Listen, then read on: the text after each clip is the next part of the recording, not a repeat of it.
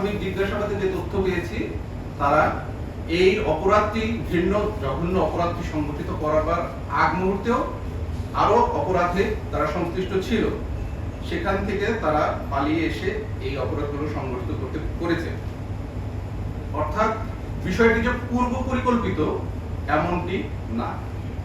তাই তারা হয়তো ওত পেতে ছিল ওই স্থানে, যখন ভিকটিমকে ওইখানে গাড়ি থেকে নামতে দেখে তখন তারা এই প্ল্যানটি করে যে ভিকটিমকে তারা তাদের সিএনজিতে যাত্রী হিসেবে নিবে এবং পথিমধ্যে তারা এরকম একটি অপরাধ সংগঠিত করবে, এবং সেটি তারা করেছে। তাকে প্রথমে সিএনজির ভেতরে থাকা অবস্থাতেই কিন্তু কিছু আঘাত করা হয়েছিল, যে আঘাতের চিহ্ন তার শরীরে পাওয়া গিয়েছে, এবং পরবর্তীতে তার কাছ থেকে তার অর্থ, মোবাইল এবং জিনিসপত্র ছিনিয়ে নেওয়ার পর তাকে চলন্ত সিএনজি থেকে পাঞ্জাবের জগতে একটি বিশ্বস্ত নাম শাবাব এথনিক ওয়্যার রাস্তার মধ্যে ছুঁড়ে ফেলে দেওয়া।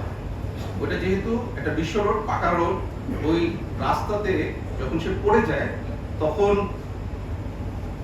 প্রাথমিক যে অনুসন্ধান, সেই অনুসন্ধানের অনুযায়ী তথ্য যেটা আমরা বুঝতে পারছি যে হয়তো রাস্তাতেই পড়ে যাওয়ার কারণে তার হাতের আঘাত, মাথার আঘাত, এই আঘাতগুলো সে প্রাপ্ত হয় এবং পরবর্তীতে সেখানে সে মৃত্যুবরণ। এই ঘটনাটি আমাদের এই অভিযানটি পরিচালনা করেছে র্যাব 11 থেকে, এবং র্যাব 11 সিও আমাদের এখানে উপস্থিত আছে। উনি আপনার এই প্রশ্নটির ক্ষেত্রে পটুয়ার বাজার না নেমে কেন পরবর্তী স্টেশনে নামবে, এটা অ্যাকচুয়ালি যে ভিকটিম তিনি ভালো বলতে পারবেন যিনি কেন নামলেন না। বিকজ এটা হচ্ছে পটুয়ার বাজারের পরের স্টেশন, এটা ছিল একটা গভীর রাত। এমনও হতে পারে হয়তো বা সে ঘুমন্ত অবস্থায় ছিল, পরবর্তীতে ওই স্টেশনটা পার হওয়ার পরে এটা সন্দেহ করা যায়। বাট অ্যাকচুয়ালি কি ঘটেছিল সেটা তো আমরা বলতে পারবো না।